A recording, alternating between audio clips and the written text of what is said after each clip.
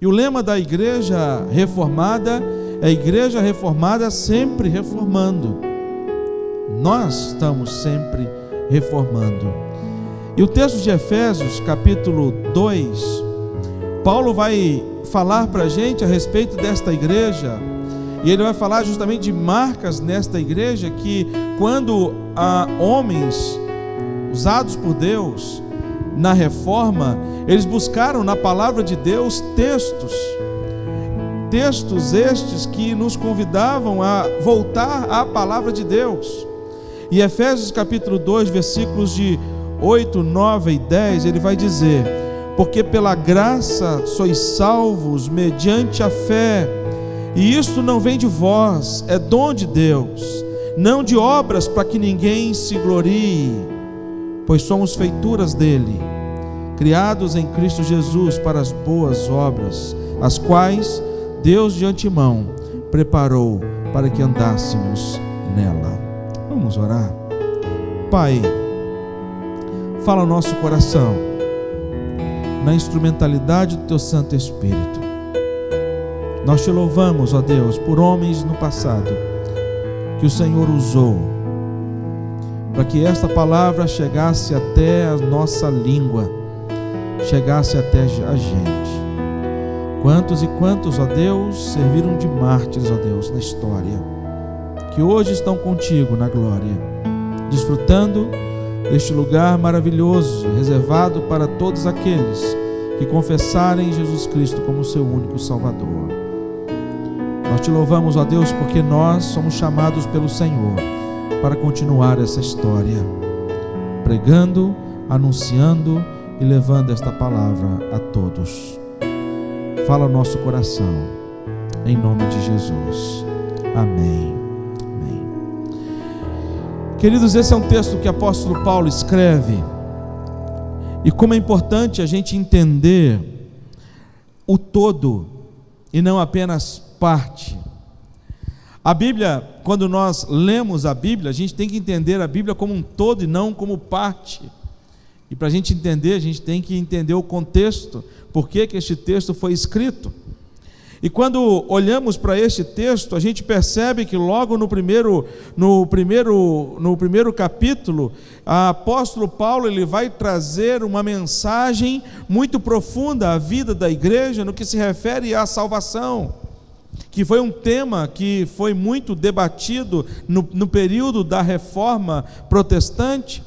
Quando o apóstolo Paulo ele começa logo no versículo 3 do primeiro capítulo, quando ele vai dizer: bendito Deus e Pai de nosso Senhor Jesus Cristo, que tem nos abençoado com toda sorte de bênçãos espiritual nas regiões celestiais em Cristo, assim como nos escolheu nele antes da fundação do mundo, para sermos santos e irrepreensíveis perante ele em amor. No capítulo 2, apóstolo Paulo ele vai fazer uma referência, e não apenas uma referência, mas ele vai trazer um diagnóstico a todos nós, seres humanos. Quando o apóstolo Paulo ele começa nesse diagnóstico, dizendo no capítulo 2: ele vos deu vida, estando vós mortos nos vossos delitos e nos vossos pecados. Quando a gente olha para a nossa vida, a gente tem que entender como um todo a nossa vida. Nós temos que entender que antes, no Éden, nós fomos criados à imagem e semelhança de Deus, e lá nós vivíamos sem pecado algum.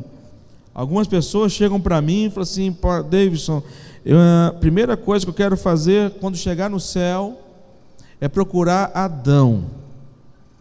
Eu falei assim: para quê? Eu falei assim: Davidson, vou ter uma conversa tão séria com Adão, porque eu estou passando tudo que eu estou passando aqui por culpa do pecado que ele cometeu.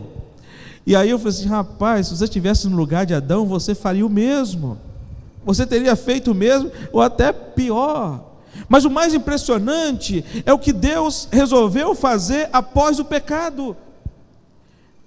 Eu fico pensando, refletindo. Eu lembro que quando eu me dei conta, quando eu estava saindo da infância para a pré-adolescência e para a adolescência, eu comecei de fato a entender, lá na igreja onde eu participava, no Cachoeiro, eles começaram, eu aprendi um cântico que fala: por mim morreu Jesus, pregado numa cruz, o sangue do Calvário, e aí por diante. E aí eu comecei na minha cama, eu deitado, cantando esse cântico, e aí eu comecei a pensar naquilo que Deus fez por mim, e eu lembro que me deu uma crise de choro muito grande. Eu devia ter meus 9 anos, me deu uma crise de choro, e a minha mãe veio à noite e disse: Deus, está passando mal, alguma coisa? E aí eu falei assim com minha mãe, conversei com minha mãe, disse: mãe, eu comecei a cantar esse cântico, falando da morte sacrificial de Cristo Jesus, me deu uma dor no coração em saber que Jesus morreu da maneira que morreu, da forma que morreu. E aí a pergunta que a gente faz diante disso tudo é: o que nasce no nosso coração, o que brota no nosso coração diante desse sentimento maior de Deus? Porque eu fico imaginando, se eu fosse Deus, e se o homem tivesse pecado como Adão pecou, Deus teria a autoridade, Deus teria o direito de chegar para Adão e falar para Adão o seguinte: Adão, você pecou, você vai ser expulso do paraíso, você vai ser entregue à morte, porque a condenação do pecado é a morte, e eu vou criar um outro ser para que eu possa me relacionar. Não vou criar do barro desta vez, mas eu vou fazer igual o Pinóquio, vou pegar da madeira, vou esculpir numa madeira um boneco, vou soprar nas narinas, no nariz desse boneco, vou botar o fôlego de vida nele, e ele vai passar a ter vida, e eu não tenho mais propósito e plano nenhum com Adão e toda a sua geração. Pergunta que eu faço a você: Deus poderia ter feito isso? Poderia. E se relacionar com este novo ser, criado também à sua imagem e à sua semelhança. Mas Deus, lá no Éden, Deus resolveu o quê? Proporcionar a gente um plano de salvação, e este plano de salvação estava firmado em ninguém menos do que o seu único Filho, Jesus Cristo. Eu não sei se você já viu aquele filme, A Crônicas de Nárnia. Marcelo, que gosta muito de filme e cita muito filme, não sei se você já assistiu aquele filme, A Crônicas de Nárnia, aonde mostra aquele leão que se sacrifica no lugar daquele garoto.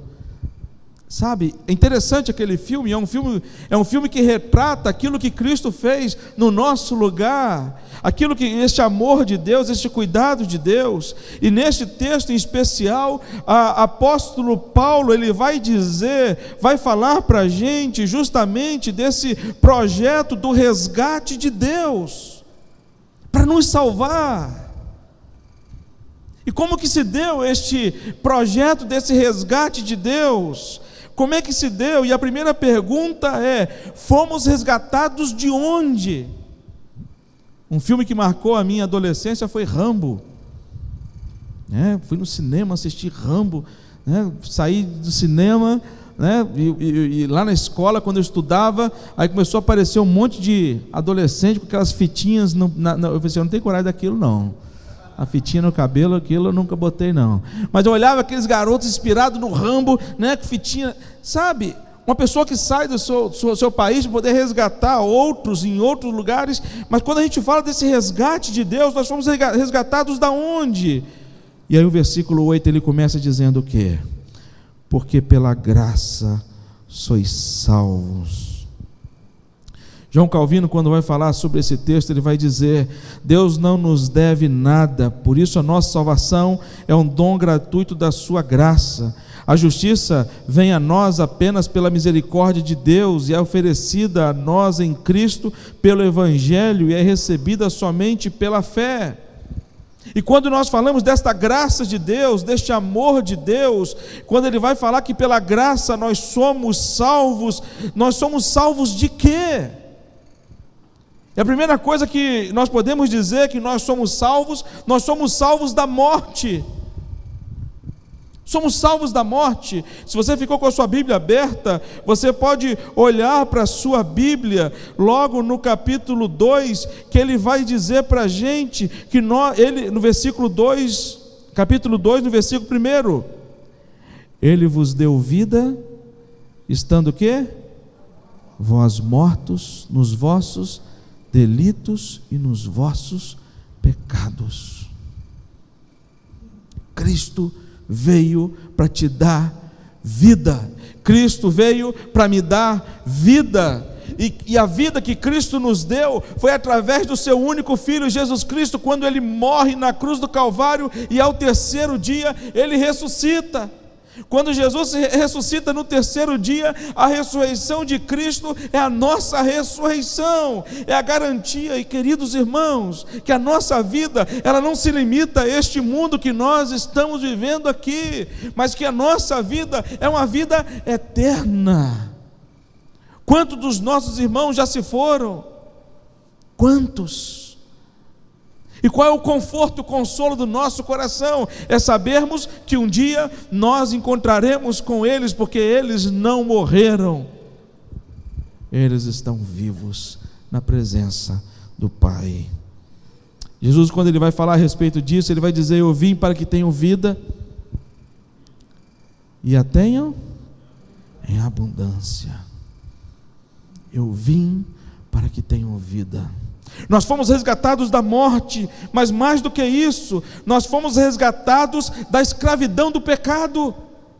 Capítulo 2, versículo 2 e 3, ele vai dizer: nos quais andastes outrora segundo o curso deste mundo, segundo o príncipe da potestade do ar, do espírito que agora atua nos filhos da desobediência, entre os quais todos nós andávamos outrora, segundo a inclinação da nossa carne, fazendo a vontade da carne e dos pensamentos, e éramos por natureza filhos da ira, como também os demais.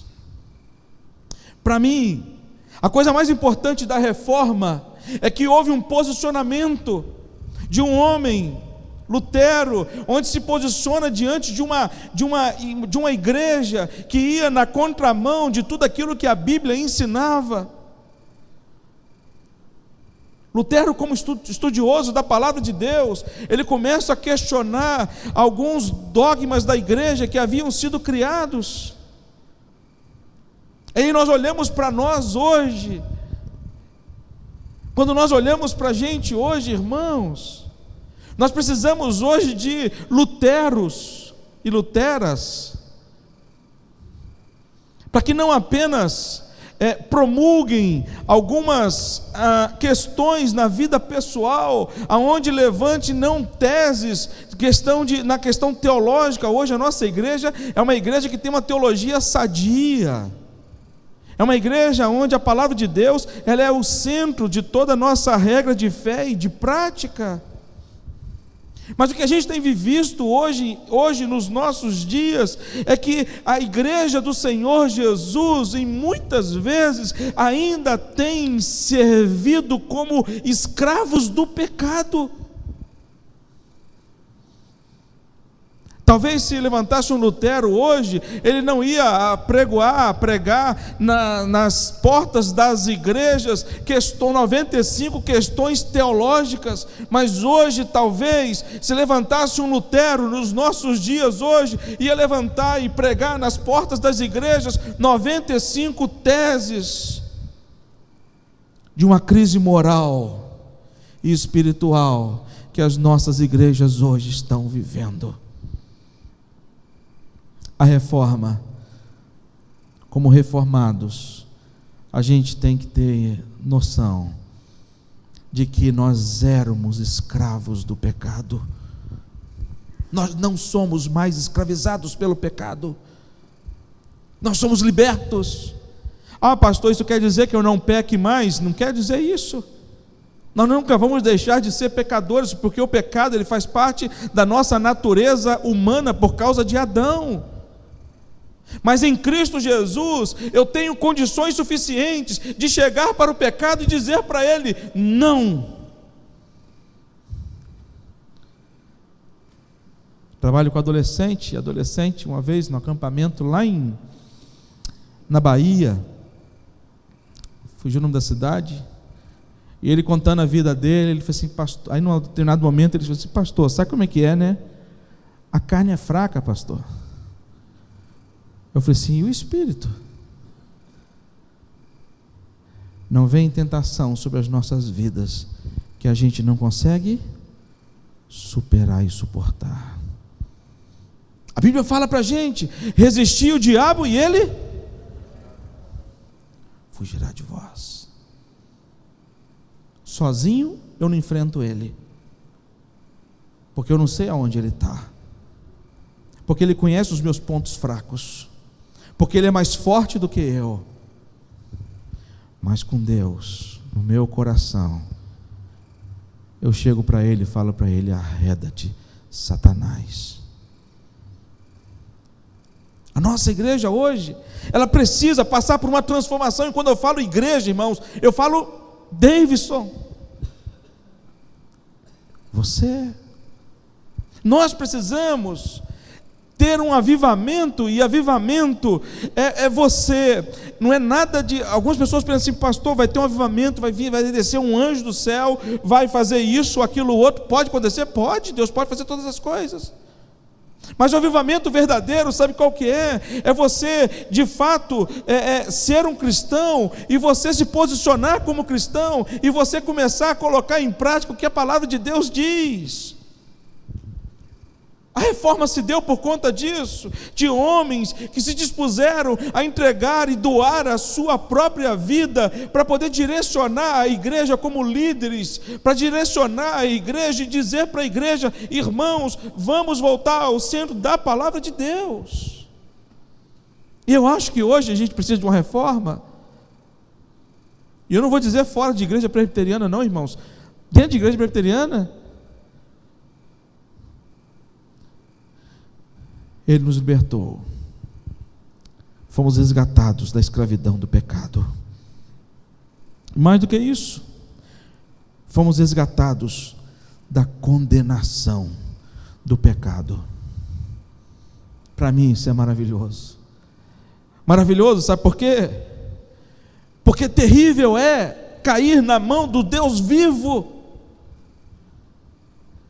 Eu vejo alguns cânticos das pessoas cantando e entrar na presença de Deus de uma forma tão natural, trazendo a pessoa de Deus dentro de um patamar de relacionamento tão interpessoal, de um Deus que você abraça, de um Deus que você beija, de um Deus que você... Aí quando eu olho para a Bíblia, eu vejo que homens que se depararam diante de Deus, foram homens que se jogaram em terra, e não se acharam dignos de estar na presença de Deus, homens que se ajoelharam diante de Deus, achando que iam ser consumidos, por causa da santidade de Deus. A Bíblia fala que quando Jesus voltar, o que vai acontecer com todos? Todo joelho vai fazer o quê? Ninguém vai correr.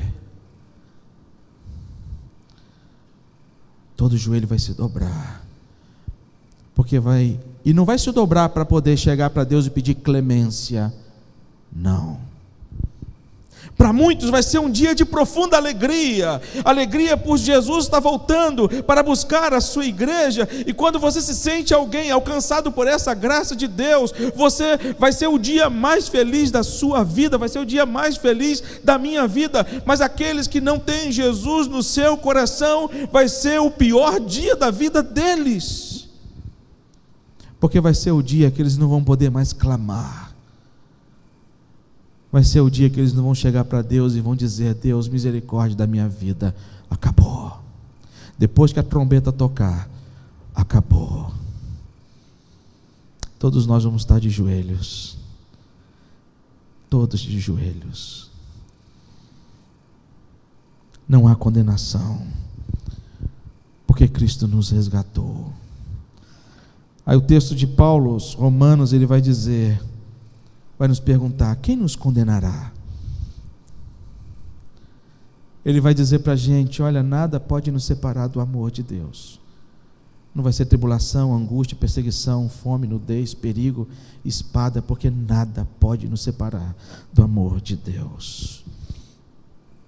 Primeiro ponto desse texto, do versículo 8 ao versículo 10, ele nos pergunta: fomos resgatados de onde?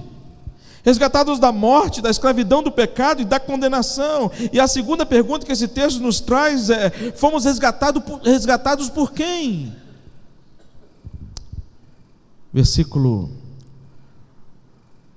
8, parte B, e o versículo 9 vai dizer assim. Vou ler o versículo 8 todo e o 9, tá? Porque pela graça sois salvos, mediante a fé. Isso não vem de vós, é dom de Deus, não de obras, para que ninguém se glorie. A Bíblia nos nivela a tal forma que ele vai dizer para a gente que essa salvação, primeira coisa que a gente precisa aprender com respeito à salvação, e nós cremos, e a reforma ela vai trazer isso de maneira muito clara através dos textos bíblicos que os reformadores foram apontando e apontando para as pessoas, porque algumas igrejas achavam que elas poderiam salvar as pessoas. Algumas igrejas se acharam no direito de vender o céu. Algumas pessoas se acharam no direito não apenas de dizer às pessoas que elas só seriam salvas se elas fossem batizadas, se elas tornassem membros da sua igreja. E quantas igrejas hoje acreditam que somente aqueles que se tornarem membros, não apenas a igreja católica, mas também outras igrejas, apenas aqueles que se tornarem membros da sua igreja, são eles que serão salvos, e mais ninguém. Não é a igreja que salva. Uma vez um adolescente chegou para mim e falou assim: pastor, sabe quais são os 3 sustos que um adolescente toma quando chega no céu? Eu falei assim: não. Eu disse: o primeiro susto que o adolescente toma quando chega no céu: caramba, eu aqui? Aí eu olhando para ele assim: qual é o segundo? O segundo, pastor, é quando ele olha para o lado e vê o amigo dele: você também? Aí eu falei assim: qual o terceiro? Aí assim: cadê meu pastor? Eu falei assim: menino, você estava na boca do céu da onça. Que ser o céu aí, que seu aí. Sabe como é que é a salvação? Quem tem direito da salvação? E quando ele vai falar a respeito disso, ele mostra aqui 3 dimensões do conhecimento com respeito à salvação. O primeiro conhecimento é quem somos. Nós não somos nada. Os fariseus, os grandes religiosos da época de Jesus Cristo, achavam que eles seriam salvos pelos méritos deles. O que Jesus respondeu para eles? Se vocês estão achando que vocês vão ser salvos com as boas ações que vocês praticam, vou dar uma opinião a vocês, um conselho: melhorem e muito, porque senão vocês não serão salvos. Quando o jovem rico foi ter com Jesus e pergunta para Jesus: o que eu posso fazer de bom para herdar o reino dos céus? Como se a gente pudesse fazer alguma coisa para poder herdar o reino dos céus. E Jesus pede uma coisa para ele que ele não conseguia colocar em prática. E Jesus pede para ele: olha, vai e vende tudo que você tem, dá aos pobres. E ele sai triste. Por que Deus instituiu os 10 mandamentos, irmãos? Quem aqui consegue em toda a sua vida, desde o seu nascimento até a sua morte, cumprir os 10 mandamentos de maneira cabal? Ninguém, muito menos eu. E a pergunta que nós fazemos é: por que Deus instituiu os 10 mandamentos se nós não poderíamos cumpri-los? É justamente para mostrar para mim e para você que todos nós estamos na mesma situação, mas teve um que veio para viver a nossa vida, para cumprir aquilo que a gente não conseguia cumprir, que é Jesus Cristo, nosso Senhor. Por isso, nessas três dimensões deste conhecimento, primeiro conhecemos quem somos. E ao conhecer quem somos, a consciência e a declaração que fazemos diante deste conhecimento é: nós somos pecadores. Eu sou um pecador. O segundo conhecimento dessa dimensão, dessas três dimensões, é o conhecimento de quem é o outro. Porque quando você é pecador, você olha para o outro com um olhar de graça. E o olhar não é: eu sou melhor do que o outro. Não. Nós estamos na mesma situação. E a terceira dimensão do conhecimento é: conhecemos o que Cristo fez por nós. Por isso ele vai dizer: olha, isso não vem de vós, é dom de Deus. Eu fiz um trabalho lá em Vila Velha, que era um trabalho onde eu distribuía sombrinhas de praia na praia, oferecia para as pessoas. Nós compramos 50 sombrinhas de praia, e os jovens adolescentes iam para a praia, e em vez de alugar a sombrinha de praia, nós fizemos a logomarca na sombrinha, botamos um papel plastificado de folheto evangelístico que ficava amarrado na sombrinha, e aí o jovem adolescente chegava para uma pessoa que estava no sol e falou assim: olha, você quer uma sombrinha de praia? Aí a pessoa: quanto é? Eu disse: não, é de graça. Eu disse: quero. Aí eu ia lá, montava a sombrinha, ficava aquele folhetinho na praia, você não tem nada para ler, a pessoa lia aquele folheto evangelístico. E aí uma senhora, quando eu fui abordar e oferecer, ela chegou para mim e falou assim: eu não acredito que exista nada de graça nessa vida. Quando eu ofereci para ela, perguntou: é de graça? Eu falei assim: é de graça. E ela falou assim: eu não acredito que exista nada de graça, tem alguma coisa por trás disso, é alguma empresa que está oferecendo para fazer propaganda. Eu falei assim, perguntei para ela falei assim: é de graça e não tem empresa que está oferecendo para a senhora. Nós queremos oferecer de graça porque existem coisas de graça. E ela chegou para mim: eu não acredito que exista coisa de graça. Eu perguntei para ela: quanto que a senhora pagou por metro quadrado para estender a canga da senhora nessa praia? Ela falou assim: nada. Eu falei assim: de graça? Quanto que a senhora está pagando pelo bronzeamento desse sol? Que o bronzeamento artificial só tem que pagar grana. Esse sol que está brilhando aqui, está fazendo bronzeamento, quanto que a senhora pagou por esse bronzeamento? Eu falei assim: nada. Eu falei assim: de graça, está vendo? Outra coisa de graça que a senhora recebeu. Assim, quanto que a senhora paga para poder dar um mergulho nessa praia?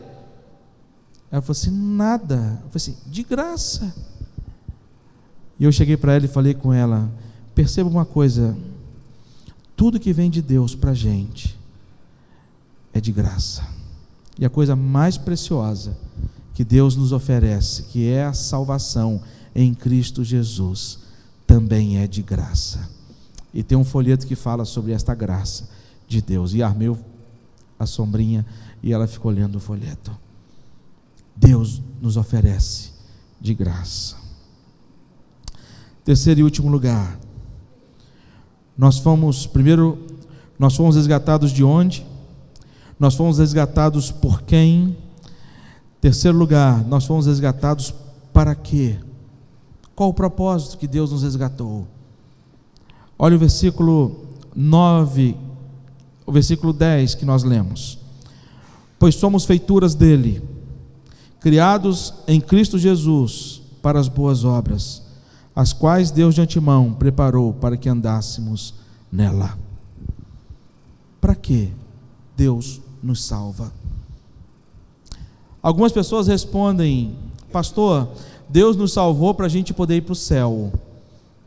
Eu acho essa resposta muito egoísta. Muito egoísta. Eu não acredito que Deus me salvou apenas para ir para o céu, mas Deus me salvou para que eu pudesse aqui na terra praticar as boas obras. Não é as boas obras que me levam ao céu. Eu não pratico as boas obras para ir para o céu, mas eu vou para o céu. Eu fui alcançado pela graça de Deus e por isso eu pratico as boas obras. Quando o apóstolo Pedro foi falar sobre este assunto, ele vai dizer para a gente: vós, porém, sois raça eleita, sacerdócio real, nação santa, povo de propriedade exclusiva de Deus. Se ele parasse até aí, estava filé, estava ótimo, estou salvo. Mas ele vai dizer para quê? Para proclamar as virtudes daquele que vos chamou das trevas para a sua maravilhosa luz. Nós não somos salvos para poder dizer no peito, eu sou e você não é. Nós não sabemos dos outros, nós sabemos de nós mesmos. Nós sabemos de nós mesmos. Sabe, o apóstolo Paulo tinha convicção da sua salvação. No entanto, que ele fala que ele cria, né, num Deus todo-poderoso. Quando ele vai dizer, eu sei em quem tenho crido, estou bem certo que ele é poderoso para guardar o meu tesouro até o dia final. Eu tenho essa convicção no meu coração. Mas Deus não me salvou apenas para ir para o céu, irmãos. E Deus não te salvou apenas para poder você ir para o céu. Mas Deus te salvou. Deus alcançou o seu coração para transformar o seu coração e transformar a sua vida para que você praticasse as boas obras. Nós somos igreja do Senhor Jesus. Amanhã a gente vive a reforma. Depois da manhã, dia 31, nós comemoramos 500 anos da reforma. E uma das falas da reforma, a igreja reformada, sempre reformando. Eu sei aquilo que eu preciso reformar na minha vida, eu sei, e eu sei que só Deus pode realizar no meu coração. E Deus, quando realiza a reforma na nossa vida, Ele não aproveita nada velho, entendeu? Ele não vai lá num lojão de imóveis usados, de caramba, vou aproveitar isso aqui porque está em bom estado. Não, Deus arranca e põe novo. Põe novo. Quando a gente olha para as histórias bíblicas, a gente percebe que homens foram transformados, homens e mulheres, uns humanamente falando mais pecadores que os outros. A gente sabe que isso não existe. Mas Jesus manda um Nicodemos, mestre, doutor da lei, um homem que era respeitado no meio de todos, inclusive no meio da igreja. E ele chega para Nicodemos e fala: Nicodemos, importa você nascer de novo. Mas ele também chega para um homem na cruz, que estava sendo crucificado junto com ele, um malfeitor, e fala em palavras diferentes, mas a mesma palavra também deste nascer de novo, de ser um novo homem. Então cabe a mim e você refletir acerca da minha vida e você acerca da sua vida, e trazer na memória a importância da salvação em Cristo Jesus. Saber que fomos resgatados por Jesus Cristo, fomos resgatados da morte, da escravidão do pecado, da condenação, resgatados por Cristo para vivermos uma vida de testemunho na presença do Senhor. Quando no Éden, encerrando, quando no Éden o ser humano ele foi criado à imagem e semelhança de Deus, lá no Éden. E aqui o texto ele vai dizer o seguinte: pois somos feituras dele. Versículo que nós lemos. Nós somos feituras de Deus. Por quê? Porque nós somos filhos de Adão e Eva. Somos feituras de Deus, criados em Cristo Jesus.